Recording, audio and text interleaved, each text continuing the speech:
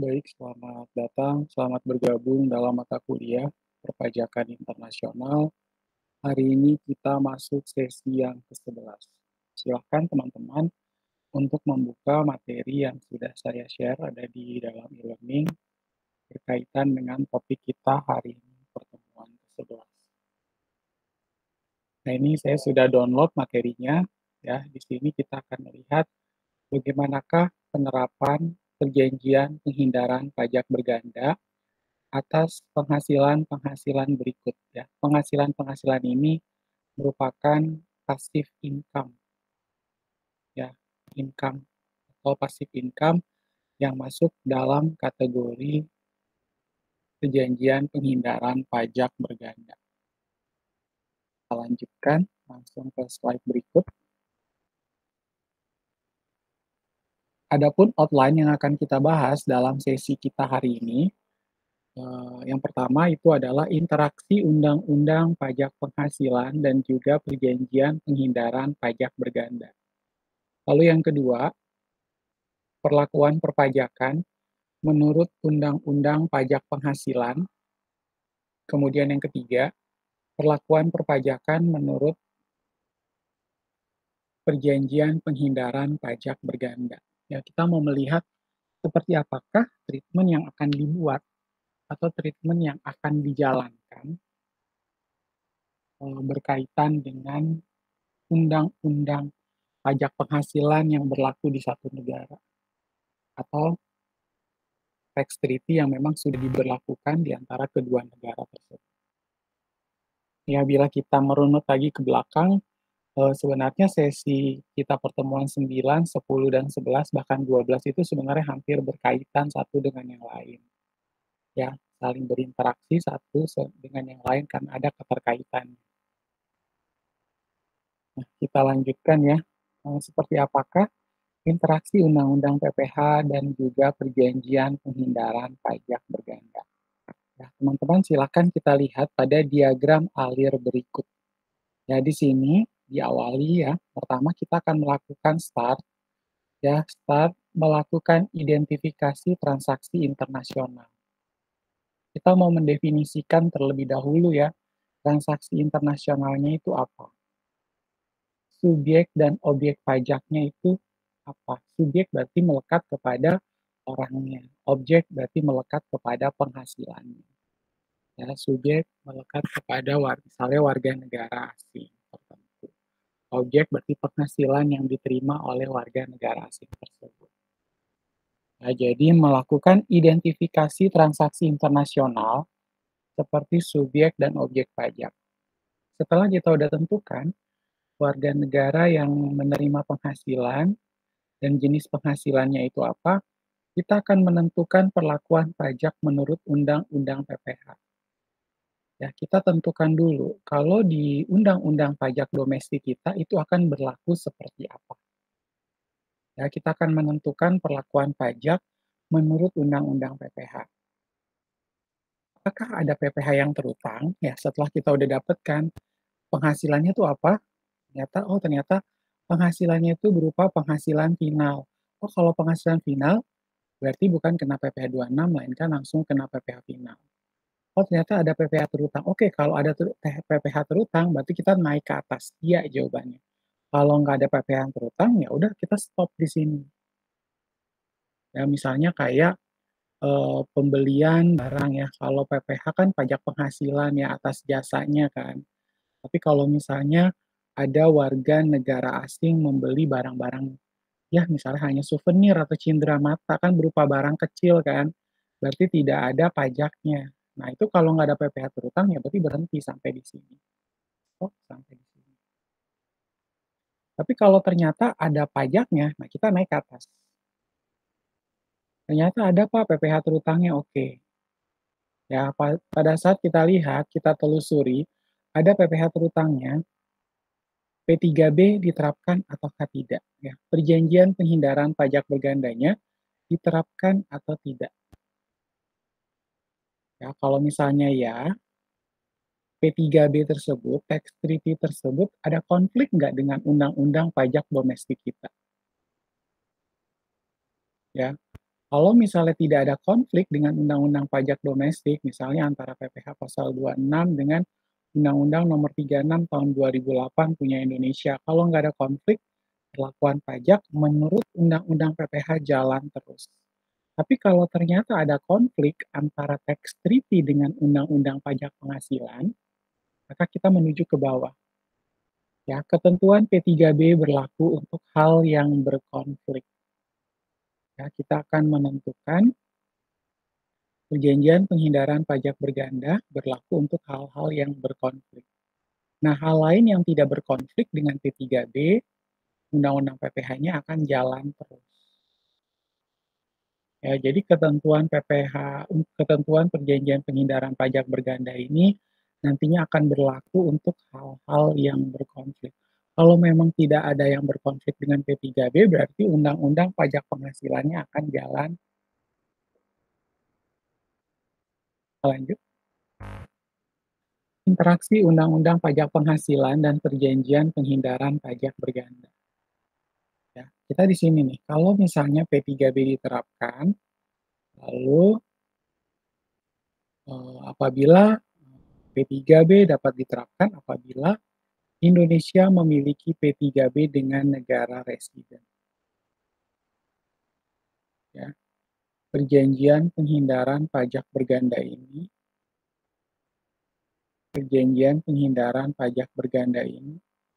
dapat diterapkan apabila Indonesia memiliki perjanjian penghindaran pajak berganda dengan negara residen. Dan wajib pajak luar negeri adalah residen dari negara mitra P3B Indonesia. Nanti terdapat surat keterangan domisili yang sah, seperti itu. Nah, jadi kalau misalnya kita lihat di sini, P3B dapat diterapkan apabila Indonesia memiliki P3B dengan negara residen dan wajib pajak luar negerinya adalah residen dari negara mitra P3B Indonesia. Dengan syarat harus ada surat keterangan domisilinya atau Certificate of Residence atau Certified of Domicile atau COD. Nah, P3B itu dapat berkonflik dengan Undang-Undang PPh dalam hal apa aja nih, Pak?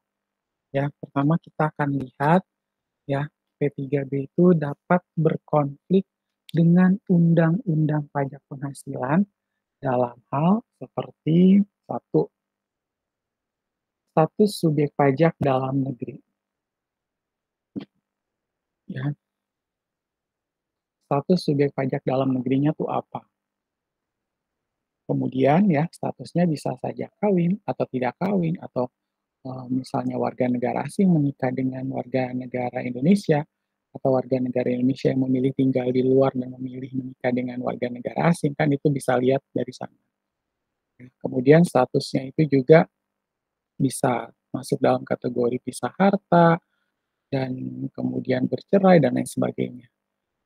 Lalu yang kedua, P3B dapat berkonflik dengan Undang-Undang PPh dalam hal seperti keberadaan bentuk usaha tetap.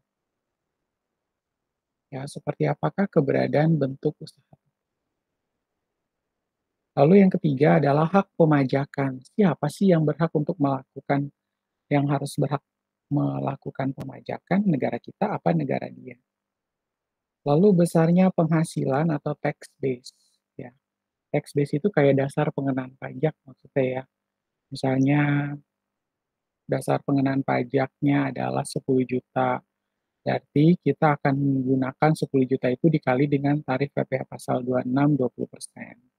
20% kali 10 juta, karena tax base-nya adalah 10 juta. Lalu yang kelima, besarnya tarif pajak. Ya, yang kelima adalah besarnya tarif pajak. Lalu yang keenam itu adalah definisi penghasilan atau harta. Ya, yang keenam ini adalah definisi penghasilan atau harta. Dan yang ketujuh adalah sumber penghasilan.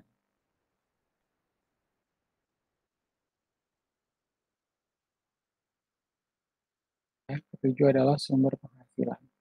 Nah, pelakuan pajak menurut Undang-Undang Pajak Penghasilan.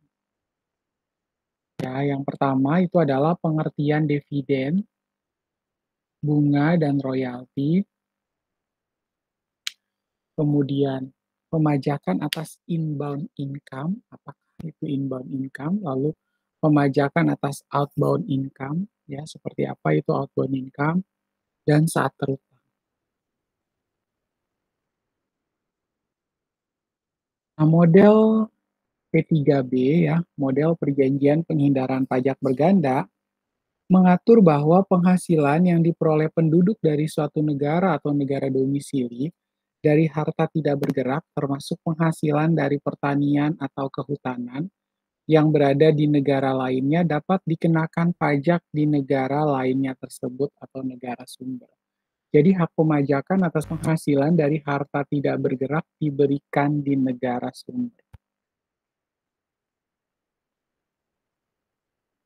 Ya, jadi model P3B ini mengatur bahwa penghasilan yang diperoleh penduduk dari suatu negara atau negara domisili dari harta tidak bergerak, termasuk di dalamnya adalah penghasilan dari pertanian atau kehutanan yang berada di negara lainnya, dapat dikenakan pajak di negara lainnya tersebut atau negara sumber. Jadi hak pemajakan atas penghasilan dari harta tidak bergerak diberikan di negara sumber.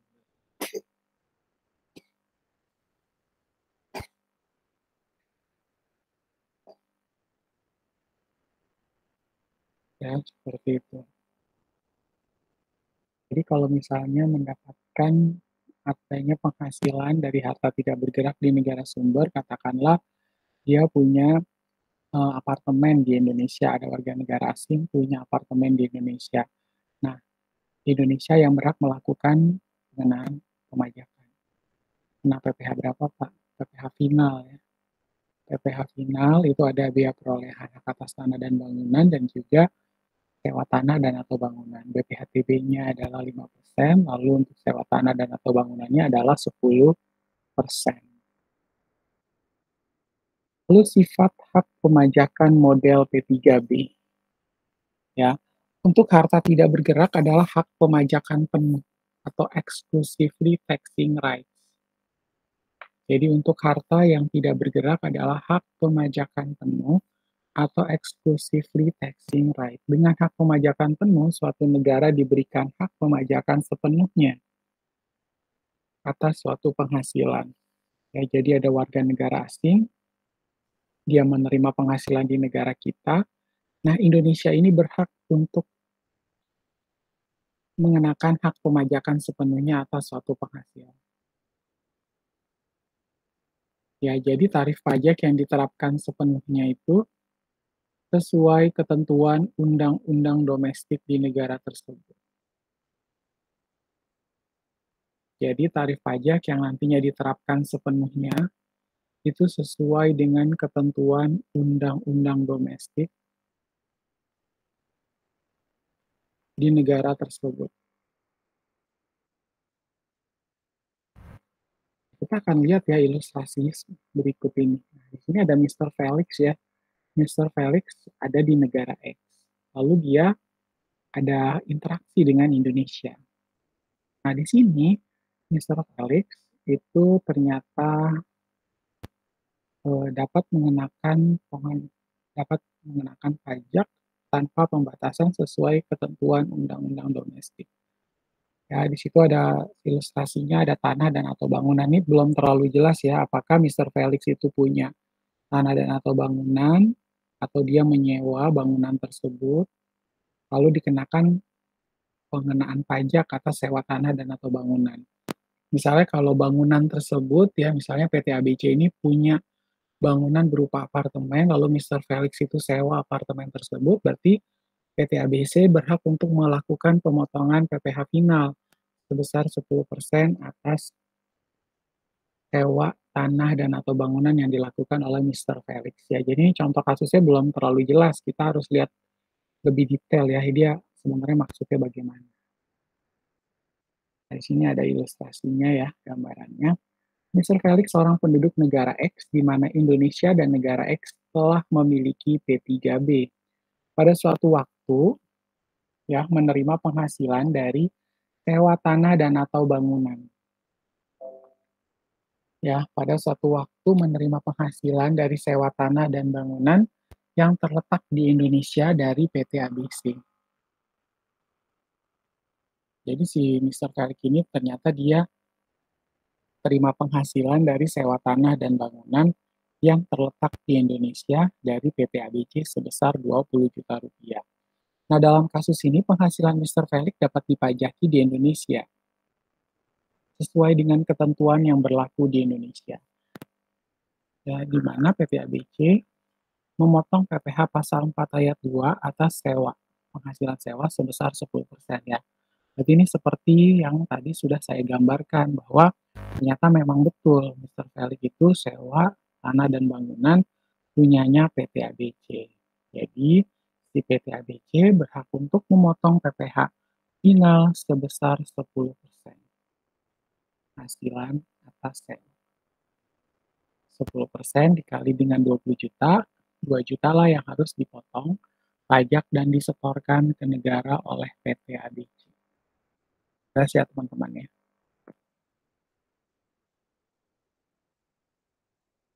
Nah, definisi-definisi dalam model P3B Indonesia. Yang pertama itu ada dividen ya. Sebenarnya definisi-definisi ini teman-teman pun sudah paham ya. Kita cuma refresh doang. Dividen merupakan pendapatan dari saham-saham atau hak-hak lainnya yang bukan merupakan surat utang. Ya, pendapatan dari saham-saham atau hak-hak lainnya yang bukan merupakan surat utang, namun ikut serta dalam pembagian keuntungan. Jadi kan dividen kayak pembagian keuntungan kan? Demikian halnya pendapatan dari hak-hak perseroan lainnya yang dalam hal pengenaan pajaknya diperlakukan sama sebagai pendapatan dari saham menurut perundang-undangan pajak negara di mana badan yang melakukan pembayaran berkedudukan.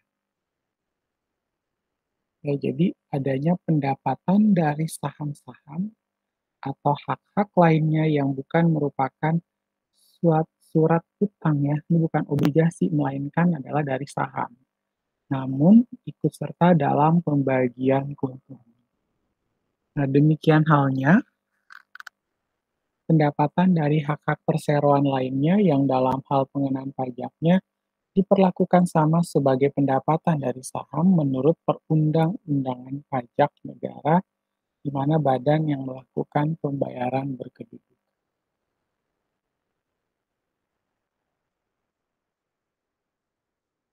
Yang kedua adalah bunga, ya. Bunga di sini penghasilan dari semua jenis tagihan piutang, baik yang dijamin dengan hipotek maupun yang tidak dijamin dengan hipotek, dan baik yang mempunyai hak atas pembagian laba maupun tidak. Penghasilan dari sekuritas yang diterbitkan pemerintah dan penghasilan dari surat-surat obligasi atau surat-surat utang termasuk premi dan hadiah yang terkait dengan sekuritas, obligasi atau surat utang, dan juga penghasilan yang berdasarkan Undang-Undang Perpajakan Negara di mana bunga tersebut berasal dapat dipersamakan dengan penghasilan yang diperoleh dari uang yang dipinjam. Ya, termasuk bunga atas penjualan secara kredit. Jadinya termasuk bunga atas penjualan secara kredit. Lalu yang ketiga, yaitu royalti ya. Tadi kita udah bahas dividen, lalu yang kedua, istilah kedua adalah bunga. Yang ketiga adalah royalti. Royalti itu apa, Pak? Royalti merupakan pembayaran-pembayaran baik secara periodik atau tidak, dan dalam bentuk atau nama apapun, atau nomenklatur sejauh mana mereka dibuat sebagai pertimbangan untuk satu penggunaan atau hak untuk menggunakan setiap hak cipta, paten, desain atau model, rencana, rumus rahasia atau proses, merek dagang, kekayaan atau hak lainnya, atau penggunaan atau hak untuk menggunakan peralatan industrial, komersial, atau ilmiah. Lalu ada penyediaan pengetahuan teknis. Ya, jadi kalau ada orang punya keterampilan atau pengetahuan teknis tertentu berkaitan dengan gimana cara mengoperasikan mesin atau sistem, itu masuk dalam sini juga ya, bisa masuk dalam royalti. Penyediaan pengetahuan teknis, industri atau perdagangan atau informasi, atau penyediaan bantuan yang merupakan tambahan untuk setiap kekayaan atau hak seperti yang disebutkan dalam huruf A, setiap peralatan seperti disebutkan dalam huruf B, atau setiap pengetahuan atau informasi seperti disebutkan dalam huruf C, atau penggunaan atau hak untuk menggunakan. Yang pertama itu adalah film-film gambar hidup atau bioskop, ya misalnya kayak kartun gitu loh, atau dalam bentuk play film gitu. Film atau video yang digunakan dalam hubungannya dengan televisi atau kaset untuk penggunaan yang terkait dengan penyiaran radio. Nah, kaset untuk penggunaan yang terkait dengan penyiaran radio. Lalu perlakuan pajak menurut Undang-Undang PPH, pengertian dividen, bunga, royalti, dan sewa dalam Undang-Undang PPH. Nah, dividen penjelasan pasal 4 ayat 1 huruf G. Bunga penjelasan pasal 4 ayat 1 huruf F. Lalu royalti penjelasan pasal 4 ayat 1 huruf H. Sewa penjelasan pasal 4 ayat 1 huruf I. Ya, jadi teman-teman sudah bisa lihat di sana untuk pengertian dividen, bunga, royalti, dan sewa dalam Undang-Undang PPH. Nah, dividen penjelasan pasal 4 ayat 1 huruf G, bunga penjelasan pasal 4 ayat 1 huruf F, huruf H dan huruf I, royalti dan sewa. Nah, perlakuan pajak menurut Undang-Undang PPH. Dan dividen menurut penjelasan pasal 4 ayat 1 huruf G. Ya, di dalam Undang-Undang Pajak Penghasilan kita yang terakhir itu adalah Undang-Undang Nomor 36 Tahun 2008. Bagian laba yang harus diperoleh pemegang saham atau pemegang polis asuransi atau pembagian sisa hasil usaha koperasi yang diperoleh oleh anggota koperasi. Nah, termasuk dalam pengertian dividen adalah pembagian laba baik secara langsung maupun tidak langsung dengan nama dan dalam bentuk apapun.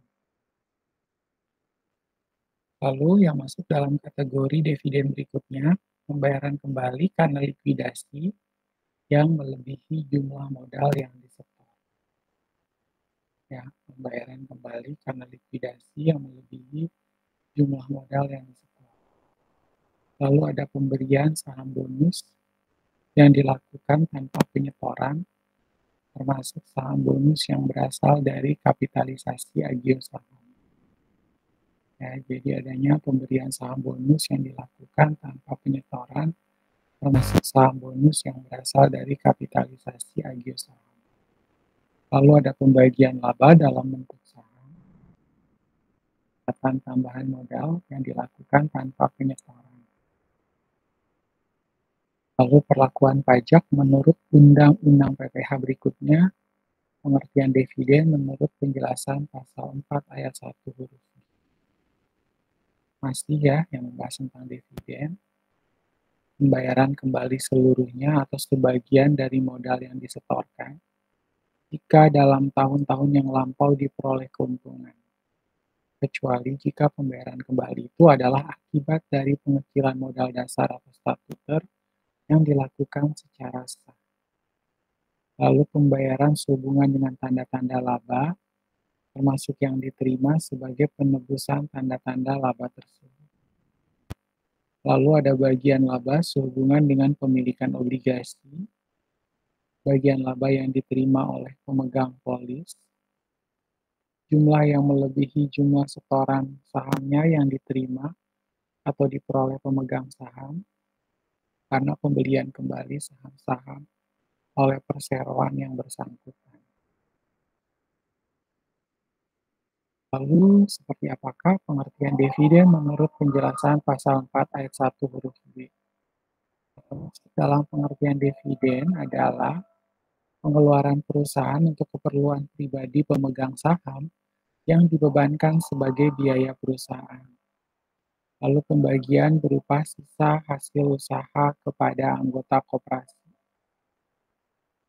Nah, setelah ada pengertian dividen, kita masuk kepada definisi dividen terselubung. Mungkin beberapa di antara teman-teman yang udah pernah ambil mata kuliah pajak spesialis industri, itu pernah dapat soal ini ya, tentang dividen terselubung. Dividen terselubung atau konstruktif dividen ini memang diperlukan untuk mencegah penghindaran pajak. Ya, nantinya diperlukan untuk mencegah penghindaran pajak. Nah, Undang-Undang PPH tidak mendefinisikannya dengan tegas. Jadi ibaratnya kayak masih ada di gray area. Lalu hanya menyediakan contoh ya, yaitu pemegang saham yang telah menyetor penuh modalnya dan memberikan pinjaman kepada perseroan dengan imbalan bunga yang melebihi kewajaran. Ya, pemegang saham yang telah menyetor penuh modalnya dan memberikan pinjaman kepada perseroan dengan imbalan bunga yang melebihi kewajaran. Dan yang keempat itu tidak boleh dibebankan sebagai biaya. Yang namanya dividen terselubung tidak boleh dibebankan sebagai biaya. Setelah kita bahas dividen terselubung, kita lanjutkan dengan pengertian bunga menurut penjelasan pasal 4 ayat 1 huruf F. Nah, dalam pengertian bunga termasuk pula premium, diskonto, dan imbalan sehubungan dengan jaminan pengembalian utang. Nah, premium itu terjadi pada saat kapan, Pak? Ya, premium itu terjadi apabila misalnya surat obligasi dijual di atas nilai nominalnya. Ya, kalau premium itu terjadi apabila misalnya surat obligasi dijual di atas nilai nominalnya. Sedangkan diskonto terjadi apabila surat obligasi dibeli di bawah nilai nominalnya. Nah, premium tersebut merupakan penghasilan bagi yang menerbitkan obligasi. Dan diskonto merupakan penghasilan bagi yang membeli obligasi. Ya, premium merupakan penghasilan bagi yang menerbitkan obligasi, dan diskonto merupakan penghasilan bagi yang membeli obligasi. Lanjut. Yang royalti menurut penjelasan pasal 1 huruf H. Ya, di sini suatu jumlah yang dibayarkan atau terutang dengan cara atau perhitungan apapun, baik dilakukan secara berkala maupun tidak, sebagai imbalan atas penggunaan atau hak menggunakan hak cipta di bidang kesusastraan, kesenian atau karya ilmiah, paten, desain atau model, rencana, formula atau proses rahasia, merek dagang, atau bentuk hak kekayaan intelektual atau industrial, atau hak serupa lainnya atau intangibles. Ya, jadi hak cipta itu macam-macam ya, bahkan sampai di bidang kesusastraan, kesenian, karya ilmiah, paten, desain atau model, rencana, formula atau proses kreasi. Kemudian yang kedua, penggunaan atau hak menggunakan peralatan atau perlengkapan industrial, komersial atau ilmiah, tangibles. Dan yang ketiga, pemberian pengetahuan atau informasi di bidang ilmiah, teknikal, industrial, atau komersial. Ya, ini sifatnya adalah informasi. Nah, masih membahas tentang pengertian royalti ya, penjelasan pasal 4 ayat 1 huruf H, adanya pemberian bantuan tambahan atau pelengkap sehubungan dengan penggunaan atau hak menggunakan hak-hak tersebut pada angka 1. Penggunaan atau hak menggunakan peralatan atau perlengkapan tersebut pada angka 2, atau pemberian pengetahuan atau informasi tersebut pada angka 3, berupa penerimaan atau hak menerima rekaman gambar atau rekaman suara atau keduanya yang disalurkan kepada masyarakat melalui satelit, kabel, serat optik, atau teknologi yang serupa. Penggunaan atau hak menggunakan rekaman gambar atau rekaman suara atau keduanya, siaran televisi atau radio yang disiarkan, dipancarkan melalui satelit, kabel, serat optik atau teknologi yang serupa. Penggunaan atau hak menggunakan sebagian atau seluruh spektrum radio komunikasi. Selanjutnya masih membahas tentang pengertian royalti. 4 ayat 1 huruf H, penggunaan atau hak menggunakan film gambar hidup atau motion picture films, film atau pita video untuk siaran televisi atau pita suara untuk siaran radio, dan pelepasan seluruhnya atau sebagian hak yang berkenaan dengan penggunaan atau pemberian hak kekayaan intelektual atau industrial atau hak-hak lainnya sebagaimana tersebut. Nah, teman-teman. Lalu kita lanjutkan dengan pengertian sewa. Menurut penjelasan pasal 4 ayat 1 huruf I, ya di sini dalam pengertian sewa termasuk imbalan yang diterima atau diperoleh dengan nama dan dalam bentuk apapun, sehubungan dengan penggunaan harta gerak atau harta tidak bergerak, misalnya ada sewa mobil, ya, sewa kantor, sewa rumah, dan sewa gudang. Ya, kalau sewa mobil dia kena sewa jasa atas kendaraan bisa 2%. Sewa kantor, rumah, dan gudang bisa kena sewa tanah dan atau bangunan sebesar 10%. Ya, siap teman-teman ya.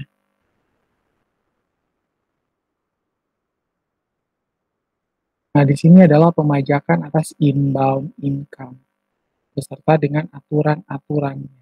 Ya, kalau teman-teman bisa lihat di sini, subjek pajaknya siapa saja ya, ada subjek pajak dalam negeri dan subjek pajak luar negeri dan bentuk usaha. Ya, untuk pemajakan atas inbound income. Objek pajaknya yaitu pasal 4 ayat 1 minus ayat 3 untuk subjek pajak dalam negeri.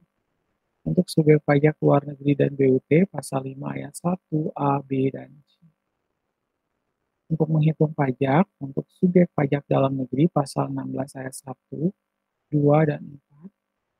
Untuk subjek pajak luar negeri bentuk usaha tetap pasal 16 ayat 3. Lalu untuk tarif pajak, subjek pajak dalam negeri pasal 17 ayat 1 huruf A, B, subjek pajak luar negeri BUT pasal 17 ayat 1. Lalu untuk subjek pajak penghilangan pajak berganda, subjek pajak dalam negeri pasal 24 atau kredit pajak luar negeri. Untuk subjek pajak luar negeri BUT juga sama menggunakan PPh pasal 20.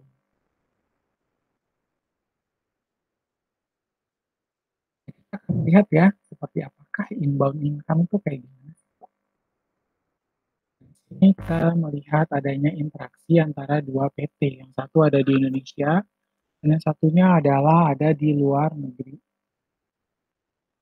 Nah, untuk di Indonesia, itu ada PT ABC, di luar negeri adalah XYZ Corporation.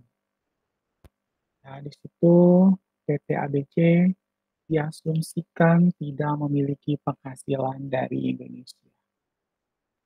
Lalu dari sana,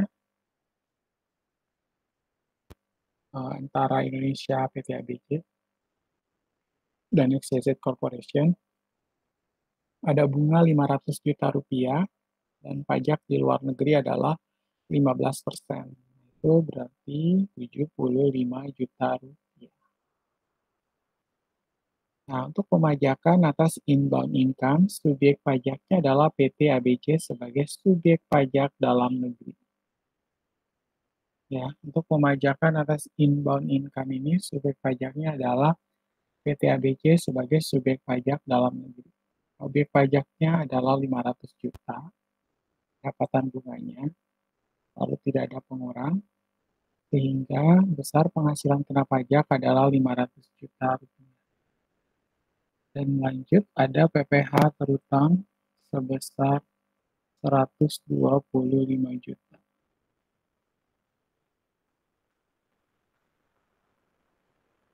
Nah, untuk kredit pajak luar negeri tadi kita sudah hitung 15%. Ya, coba ya kita hitung.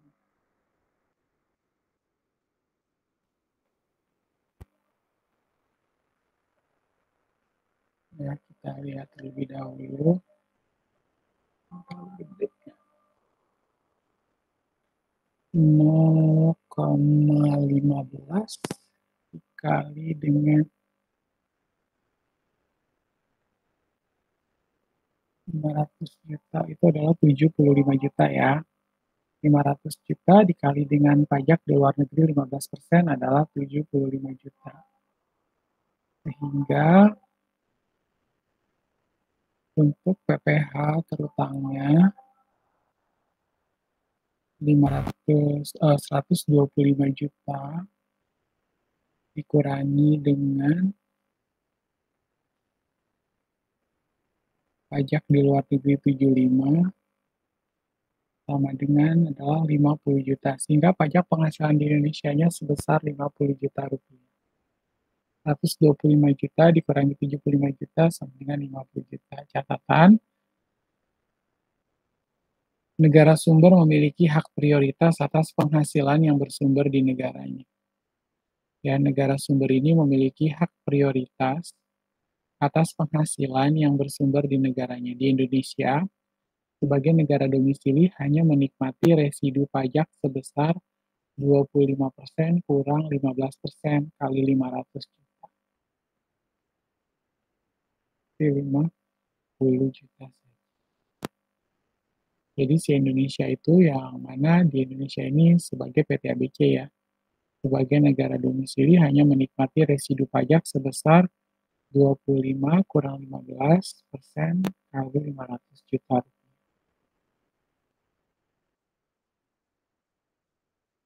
Nah, pemajakan atas outbound income. Ya, seperti apakah pemajakan atas outbound income? Subjek pajaknya yaitu subjek pajak luar negeri non-BUT. Nah, untuk objek pajaknya diatur dalam pasal 26 ayat 1, 2, dan 4. Lalu menghitung pajaknya pasal 26 ayat 1, 2, dan 4. Kemudian untuk tarif pajaknya ada pasal 26 ayat 1, 2, dan 4. Untuk penghilangan pajak berganda itu tidak ada, dan pelunasan pajak itu dengan cara withholding.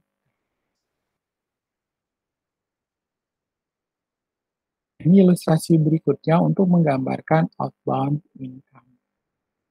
Diasumsikan bahwa laba XYZ Corporation dikenakan pajak di negaranya sebesar 5% dan tidak memiliki penghasilan lain.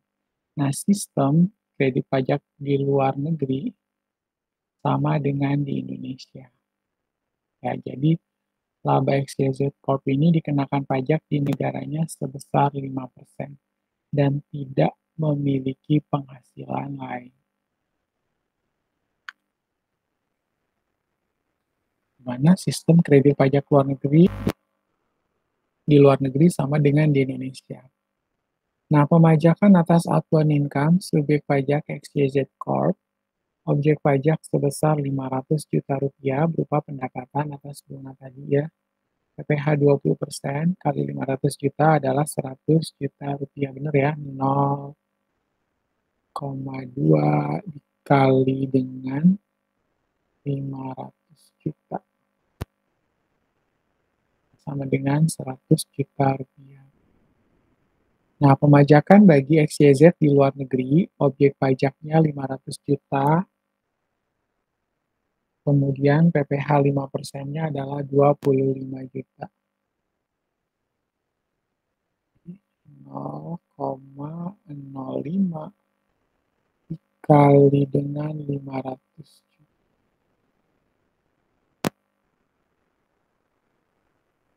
Soalnya adalah angkanya 25 juta. Hingga kredit pajak di luar negerinya adalah 25 juta ya. 25 juta rupiah. Catatan, di Indonesia sebagai negara sumber memiliki hak prioritas memajaki penghasilan. Ya, di Indonesia itu sebagai negara sumber memiliki hak prioritas memajaki penghasilan. Nah, luar negeri hanya menikmati residu pajak dan ternyata nihil.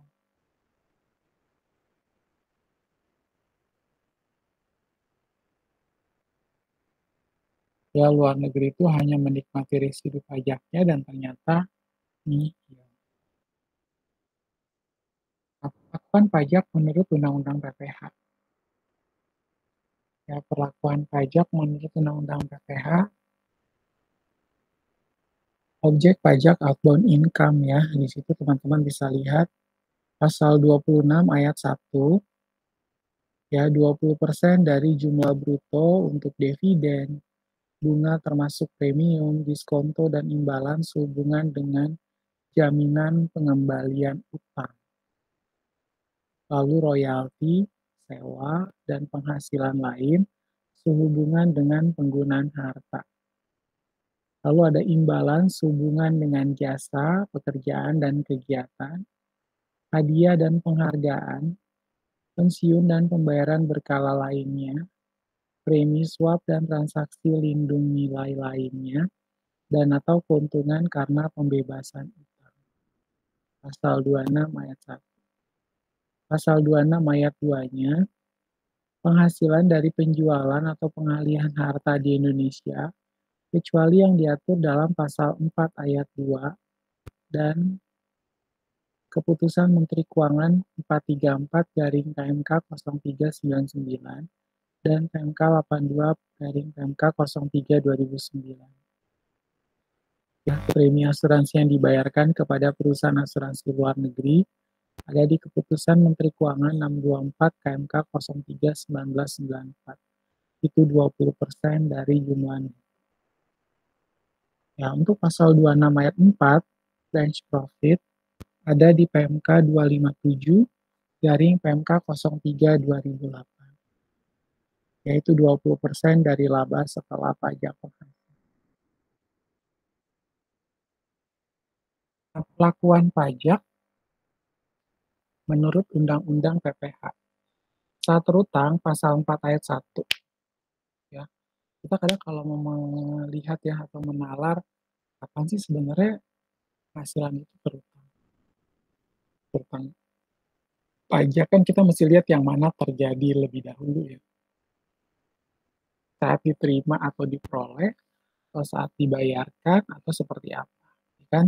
Nah, saat terutang, pasal 4 ayat 1, saat diterima atau diperoleh ya, diterapkan bagi subjek pajak dalam negeri dan subjek pajak luar negeri bentuk usaha tetap sesuai pasal 16 ayat 3 inbound income. Ya, lalu pasal 26 ayat 1, ya, pasal 26 ayat 1 saat dibayarkan, disediakan untuk dibayarkan, atau telah jatuh tempo pembayarannya. Ya, jadi saat dibayarkan, disediakan untuk dibayarkan, atau telah jatuh tempo. Kemudian diterapkan bagi subjek pajak luar negeri atau outbound.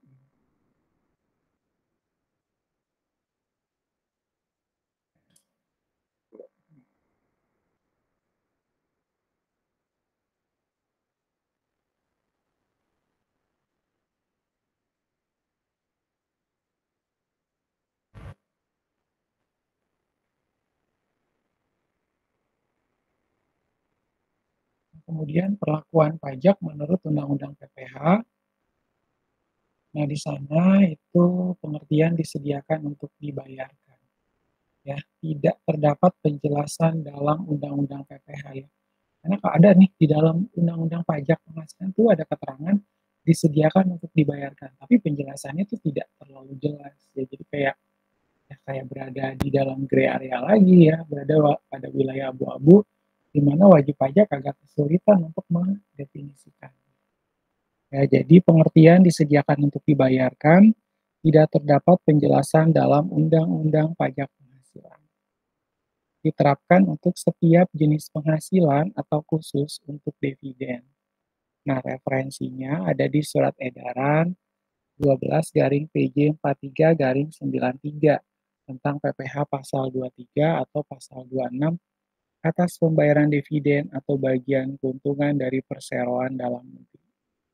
Nah, bagi perusahaan yang tidak go public, Terutangnya PPh pasal 23 atau pasal 26 ialah pada saat disediakan untuk dibayar, adalah saat dibukukan sebagai utang dividen yang akan dibayarkan, yaitu pada saat pembagian dividen diumumkan atau ditentukan dalam rapat umum pemegang saham tahunan.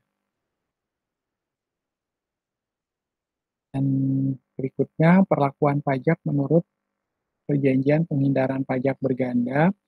Itu ada pemajakan atas passive income dalam P3B pasal 10 untuk penghasilan dividen, pasal 11 untuk penghasilan bunga, pasal 12 untuk penghasilan royalti. Ya, seperti itu. Nah, gini ya teman-teman, kan eh, sebenarnya materi ini harus dibagi dalam dua pertemuan, yaitu pertemuan 11 dan pertemuan ke-12. Maka dari itu, saya bagi ya ke dalam dua pertemuan. Makanya untuk sesi kita yang pertemuan 11 saya cukupkan sampai di slide 30. Nanti kita untuk pertemuan ke-12 kita lanjutkan dengan slide yang ke-31 untuk membahas tentang perlakuan pajak menurut P3B dalam hal pasal 10 untuk dividen, pasal 11 untuk bunga, dan pasal 12 untuk royalti. Dan kita langsung lanjut kembali kepada forum ya. Di sini kita akan bahas bersama yang ada di forum 11 ya, pengertian penghasilan lain dalam perjanjian penghindaran pajak berganda.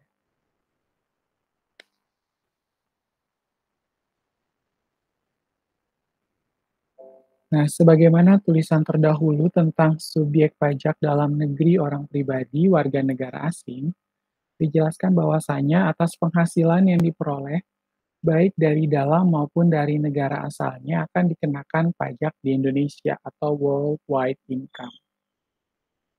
Lalu sebaliknya, bagaimana pengenaan pajak atas penghasilan subjek pajak luar negeri orang pribadi warga negara asing? Ya, hal ini jelas diatur dalam pasal 26 Undang-Undang PPH bahwa pemotongan yang dilakukan oleh pemotong pajak, yaitu pihak yang melakukan pembayaran atas penghasilan tersebut atau pemberi kerja, berupa pajak penghasilan yang dipotong sebesar 20% dari jumlah bruto.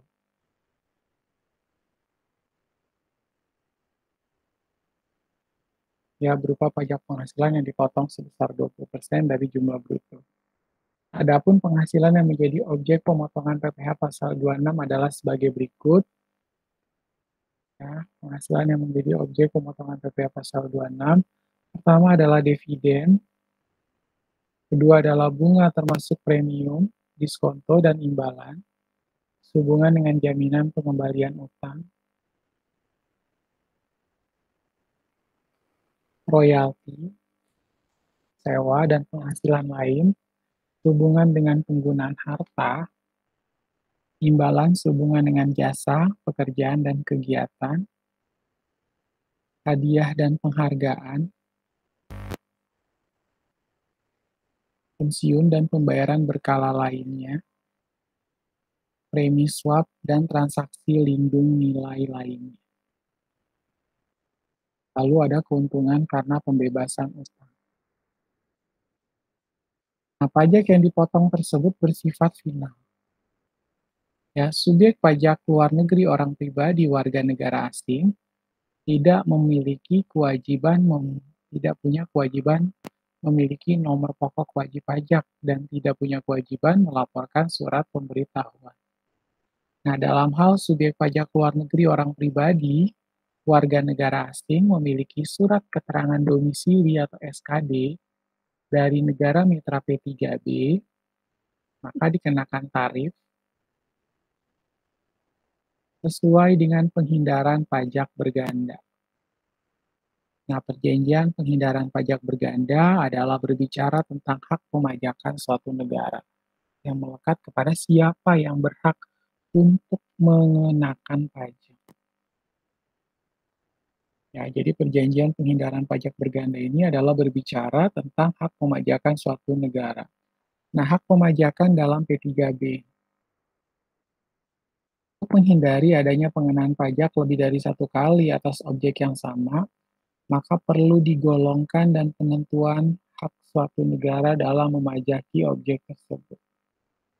Nah, pasal-pasal dalam P3B atas penggolongan dan penentuan tersebut dikenal dengan istilah distributive rule. Ya, jadi untuk menghindari adanya pengenaan pajak lebih dari satu kali atas objek yang sama, maka perlu digolongkan dan penentuan hak suatu negara dalam memajaki objek tersebut. Nah, pasal-pasal dalam P3B atas penggolongan dan penentuan tersebut dikenal dengan istilah distributive rules, yaitu yang pertama adalah active income, merupakan penghasilan yang berasal dari kegiatan usaha dan pekerjaan. Yang masuk kategori ini adalah penghasilan dari kegiatan bisnis, transportasi laut, sungai, dan udara, jasa profesi, gaji pegawai, penghasilan direktur artis olahragawan, PNS, dan penghasilan yang diterima oleh pelajar.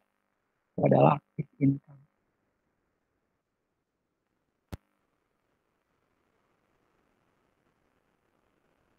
Untuk passive income, merupakan penghasilan yang berasal dari investasi dalam bentuk tangible maupun intangible properties. Yang masuk kategori ini diantaranya penghasilan dari harta tidak bergerak, penghasilan dari dividen, bunga, royalti, capital gain, serta pensiun.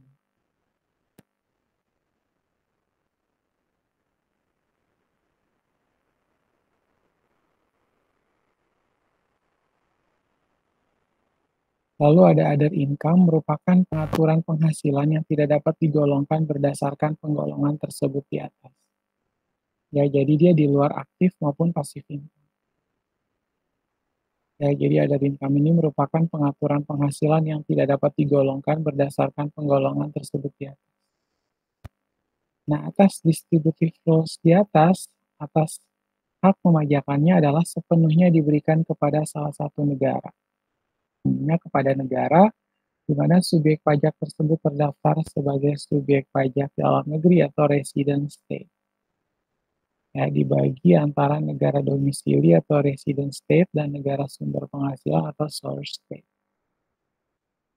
Penghasilan lain menurut pasal 21 OECD model disebutkan dalam distributive rules bahwasanya penghasilan lain atau other income merupakan pengaturan penghasilan yang tidak dapat digolongkan dalam P3B.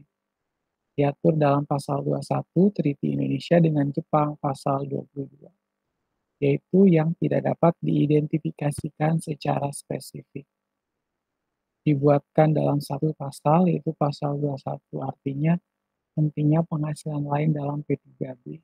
Berikut struktur dan isi pasal 21 OECD model. Ya, silakan teman-teman baca sendiri dia dalam bahasa Inggris. Nah, itu di situ ada penjelasannya ya.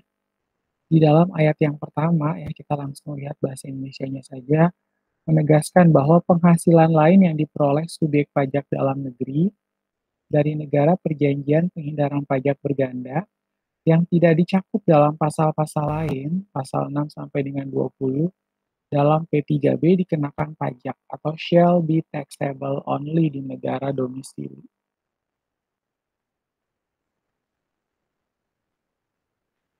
Dari manapun penghasilan tersebut berasal,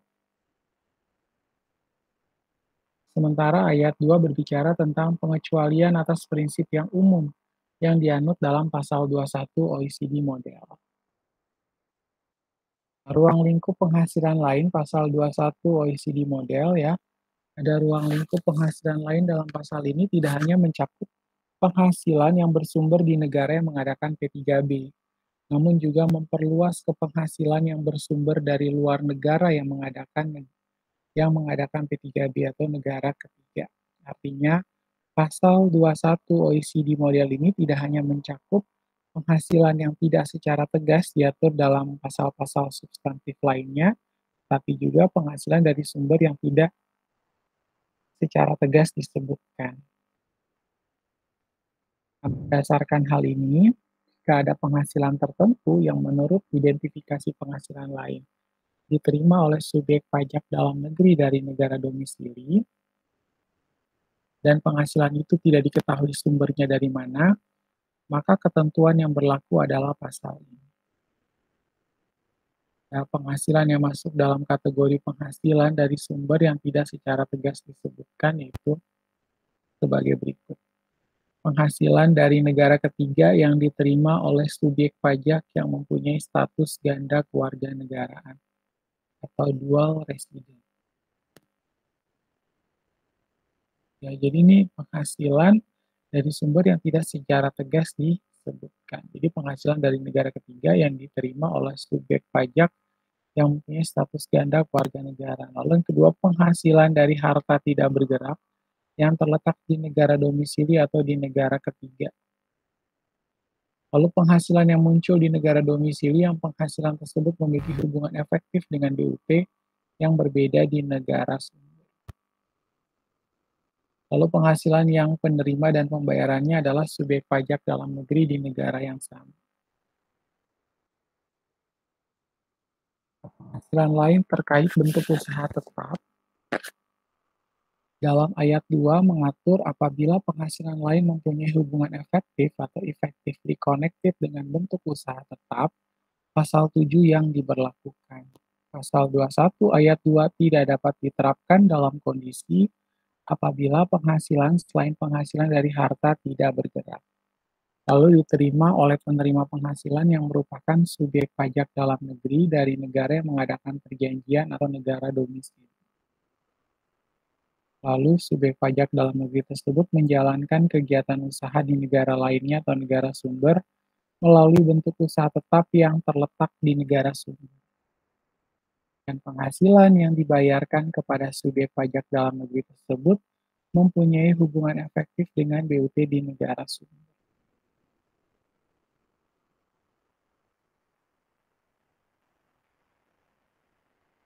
Ya, jadi penghasilan yang dibayarkan kepada subjek pajak dalam negeri tersebut mempunyai hubungan efektif dengan BUT di negara sumber. Nah, berarti ada simpulannya, konklusi yang akan kita ambil ya. Perlunya melihat jenis penghasilan dari kondisi dari subjek pajak sehingga hak pemajakan dapat dieksekusi oleh satu negara terhadap objek yang diterima dengan benar. Ya, perlu melihat jenis penghasilan dan kondisi dari subjek pajak sehingga hak pemajakan dapat dieksekusi oleh satu negara terhadap objek yang diterima dengan benar. Misalkan, ketika subjek pajak dianggap sebagai subjek pajak dalam negeri kedua negara, misalkan negara A dan negara B, berdasarkan ketentuan domestik kedua negara tersebut atau dual resident issue, lalu subjek pajak tersebut menerima penghasilan dari negara ketiga. Maka untuk menentukan hak pemajakan atas penghasilan yang diterima dari negara ketiga tersebut, terlebih dahulu harus ditentukan negara mana yang merupakan negara domisili dari subjek pajak tersebut. Ya, jadi ada penentuan lagi ya, supaya menjelaskan perlakuannya seperti apa. Untuk menentukan hak pemajakan atas penghasilan yang diterima dari negara ketiga tersebut, terlebih dahulu harus ditentukan negara mana yang merupakan negara domisili dari subjek pajak tersebut. Nah, setelah penentuan subjek pajak dalam negeri, langkah berikutnya adalah menentukan negara mana yang berhak memajaki penghasilan yang berasal dari negara ketiga tersebut. Maka dalam kasus seperti ini tidak ada pasal substantif yang dapat diterapkan, kecuali pasal 21 yang mengatur pemajakan atas penghasilan yang diperoleh dari negara ketiga.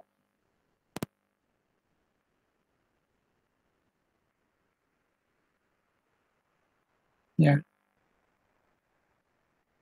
jadi maka dalam kasus seperti ini tidak ada pasal substantif yang dapat diterapkan kecuali pasal 21 yang mengatur pemajakan atas penghasilan yang diperoleh dari negara ketiga. Oleh karena itu, keberadaan pasal 21 OECD model yang mengatur pemajakan atas penghasilan lain dalam suatu P3B merupakan hal yang penting, terutama dalam mencegah terjadinya sengketa yang berujung pada isu pajak berganda.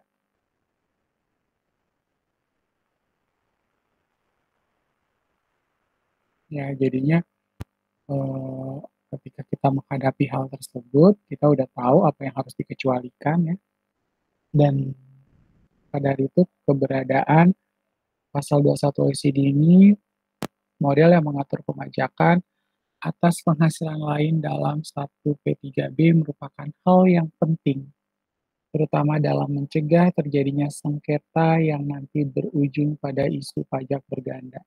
Memang banyak ya Pak kasus yang terjadinya pengenaan pajak berganda, wah sangat banyak. Ya hal-hal tersebut yang harus disiasati supaya jangan sampai terjadinya pengenaan pajak secara berganda. Nah ini sumber yang saya ambil untuk topik kita pertemuan ke-11, silakan teman-teman kunjungi untuk mempelajari materi kita pada hari ini. Demikian penjelasan dari saya. Terima kasih. Tetap perhatikan protokol kesehatan, gunakan masker, gunakan hand sanitizer. God bless you and Buddha bless you.